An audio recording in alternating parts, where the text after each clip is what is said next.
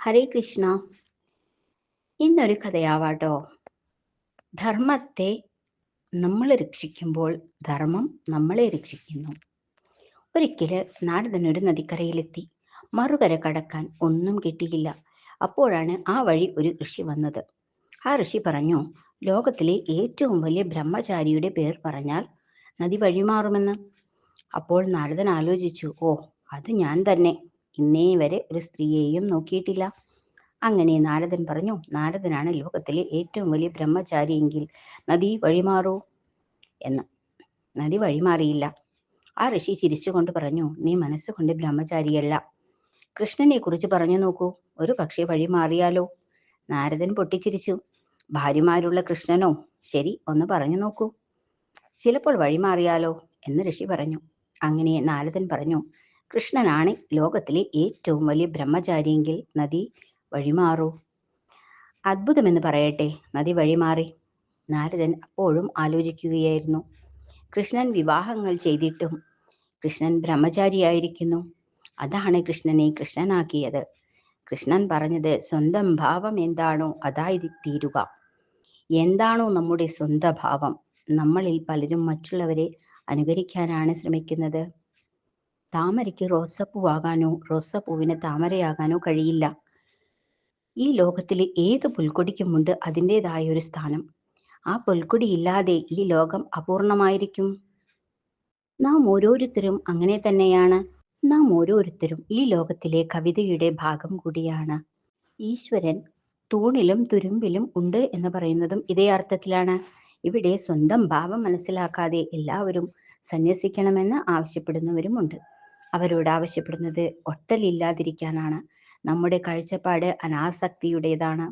ഇത് മനസ്സിലാക്കാത്തത് വേദപഠനമില്ലാത്തതിനാലുമാണ്. അനാസക്തി എന്നാൽ ഒട്ടലും ഒട്ടലില്ലായ്മയും രണ്ടും ത്യജിച്ചവൻ എന്നർത്ഥം.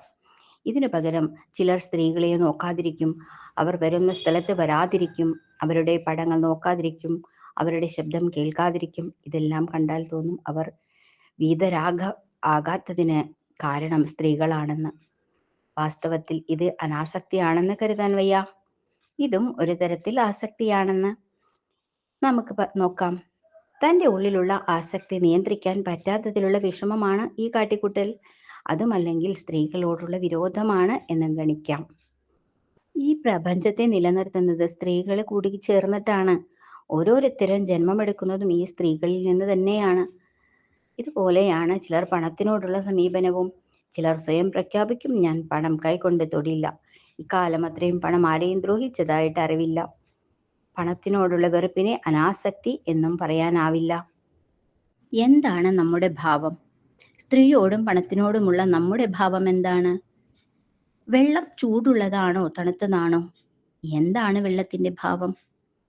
ചൂടാക്കുമ്പോൾ വെള്ളം ചൂടാകുന്നു, തണുക്കുമ്പോൾ വെള്ളം തണുക്കുന്നു. വെള്ളത്തിന്റെ സ്വന്തം ഭാവം ചൂടുള്ളതല്ല, തണുത്തതുമല്ല. നമ്മുടെ സ്വന്തം കണ്ണുകളെ പരിശോധിക്കുക. അത് അടഞ്ഞതാണോ തുറന്നതാണോ?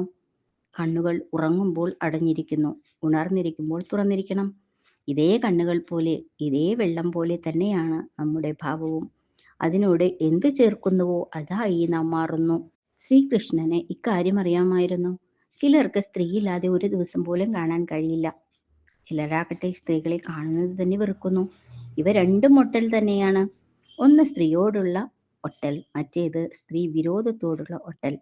ആദ്യത്തെ ഒട്ടൽ തിരിച്ചറിയാൻ കഴിയും, എന്നാൽ രണ്ടാമത്തേത് ഒരിക്കലും തിരിച്ചറിയാനാവില്ല. ഇത് രണ്ടും കൃഷ്ണൻ തിരിച്ചറിഞ്ഞിരിക്കുന്നു. അതിനാൽ കൃഷ്ണൻ ബ്രഹ്മചാരിയായി. ശ്രീകൃഷ്ണൻ ഗായകനായിരുന്നു, കവിയായിരുന്നു, ഉജ്ജ്വല പ്രഭാഷകനായിരുന്നു, രാഷ്ട്രീയ അമരക്കാരനായിരുന്നു, യുദ്ധതന്ത്രജ്ഞനായിരുന്നു, ദൂതനായിരുന്നു, നല്ലൊരു സാരഥിയായിരുന്നു. ഇതെല്ലാം ആയിരുന്നിട്ടും സ്വന്തം ഭാവം അദ്ദേഹം മറന്നതേയില്ല. അദ്ദേഹം ഇവിടെ സാധാരണ മനുഷ്യനായി ജീവിച്ചിരുന്നു. അദ്ദേഹം ഉച്ചസ്ഥരം ഘോഷിച്ചു, എൻ്റെ ഭക്തൻ എന്നെ പോലെയായി തീരുമെന്ന് മാത്രമല്ല, ദുര്യോധനനുമായി സന്ധി സംഭാഷണത്തിന് യാത്ര തിരിക്കവേ കൃഷ്ണൻ വഴിയിൽ തേരുനിർത്തി സന്ധ്യാവന്ദനം ചെയ്യുന്നുണ്ട്. കൃഷ്ണൻ സന്ധ്യാവന്ദനം ചെയ്യുവാൻ പറയുകയും സ്വയം ചെയ്യുകയും ചെയ്യുന്നു. ഇതിലൂടെ ആചാരം പരമമായ ധർമ്മമാണ്.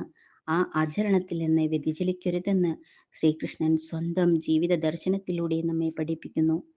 ധർമ്മത്തെ നാം രക്ഷിക്കുമ്പോൾ ധർമ്മം നമ്മെയും രക്ഷിക്കുന്നു. ധർമ്മോ രക്ഷതി രക്ഷിത് എന്ന ഉക്തിയുടെ അർത്ഥം. സർവം കൃഷ്ണാർപ്പണമസ്തു. ജയ് ശ്രീ രാധേ രാധേ.